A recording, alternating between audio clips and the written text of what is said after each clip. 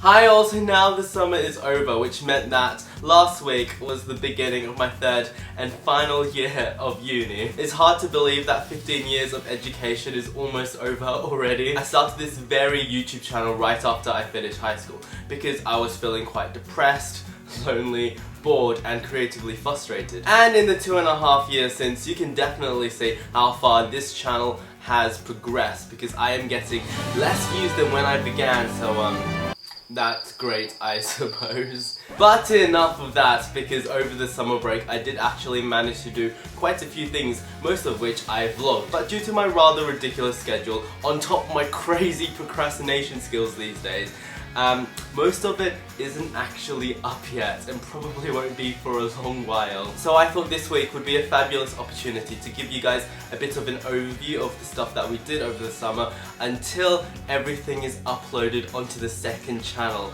If you want to subscribe to that, there's a card up there and a description link down there somewhere. So yeah, just 2 ways you can sub if you haven't done that yet. So to begin with, back in November, my brother, my friend Lachlan and I were invited to this YouTube event thing in Melbourne. Well, when I say invited, what I actually mean was that we positively begged our way to be included on the list. And it turned out to be pretty damn cool. Having never been to Melbourne before, which is a pretty weird thing to say because we live in Sydney and well, it's in the same country, isn't it? I was pretty damn excited. The daily vlogs are already out for this trip, and if you've already seen them, then you'd know that it was pretty incredible. We saw and did some of the touristy things like go to St Kilda Beach, Luna Park, and also the Instagram location Hosier Lane, which I probably pronounced wrong. But most importantly, we actually reconnected with some of our friends who live in that very distant and far away city. For example, we made one of my favourite ever collab videos there, which was the Twin Telepathy Challenge. And we also did that infamous hatfic reading on my brother's channel while we were there with Kevin. Yeah. And we also got some pretty cool Instagrams. In fact, we took so many that I haven't even begun scratching the surface on my Instagram yet. On the last day, one of our best friends, Ez, came along, and it was really lovely catching up with her and her little brother, as we rarely seem to do that these days. So yeah, that was rather nice. So then a few weeks later, after not making many YouTube videos and after much procrastination, we went to China with our parents for a month, yay! And boy was it eventful. I made a video earlier called the 5 reasons why you shouldn't visit China, which sort of outlined some of the things we did, but the trip overall wasn't quite as negative as I may have made it out to seem in that video. Intrinsically, traveling with your parents perhaps isn't the most exciting thing in the world, but not having a decent internet service and the fact that everything is blocked over there didn't help matters much either. But some highlights include going to the Bund at night, which was incredibly beautiful. Going to the top of the Financial Tower, which was the second tallest building in the city, was also really cool, and the views were just astonishing. We also spent a day with 2 friends from Sydney, which was weird, I suppose. We went with Cherry and Sally to a propaganda museum, which is actually more fascinating than you would think. But more interestingly perhaps was that we went to this cafe in Tianzifan. But it wasn't any cafe, because it was a themed cafe that was decorated around the theme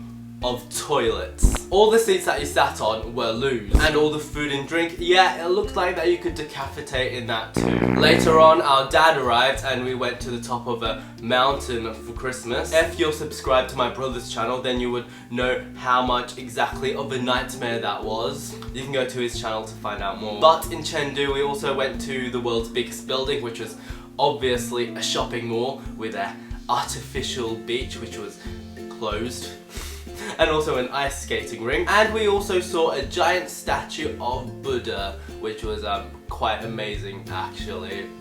So yeah, that was fun. So a few weeks after that quite amazing trip, our cousin from China, who we barely ever get to see, decided to come to Australia. So because she was coming for the first time, we decided to take her to Queensland. Because obviously you can't come to Australia without seeing the Great Barrier Reef, eh? So we took her to Cairns, where we skydived, snorkeled,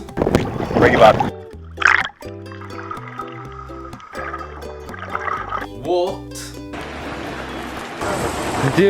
river rafted, and kayaked. So guys, Dennis is capsized. As you can see, this is his boat. And he is all the way over there. All in the space of a week.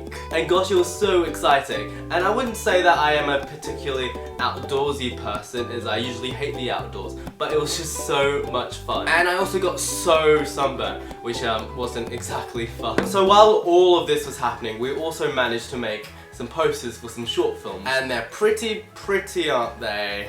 Yeah. One of them actually won Best Picture at the Holly Shorts Film Festival at the TCL Chinese Theatre, I think it's called. And the other one has been selected for the short corner of Cannes, which was pretty exciting actually. So yeah, that was cool. However, what was quite possibly the most exciting thing to have happened during the summer break actually happened back home in Sydney. For those of you who know me, I am slightly obsessed with Aaron Tveit, who has been in musicals like Next to Normal, Catch Me If You Can, Wicked, and quite a few others. TV shows such as Graceland, Ugly Betty and Gossip Girl, in Tom Hooper's film adaptation of Les Mis, and most recently in Grease Live as Danny Zuko. He came to Sydney to do some concerts for Stephen Schwartz, who wrote some musicals including The Hunchback of Notre Dame, Godspell, and also most famously perhaps Wicked. And we actually managed to win some meet and greet tickets, which was very exciting. So we met Aaron, Stephen, and also the rest of the cast, and they were both incredibly nice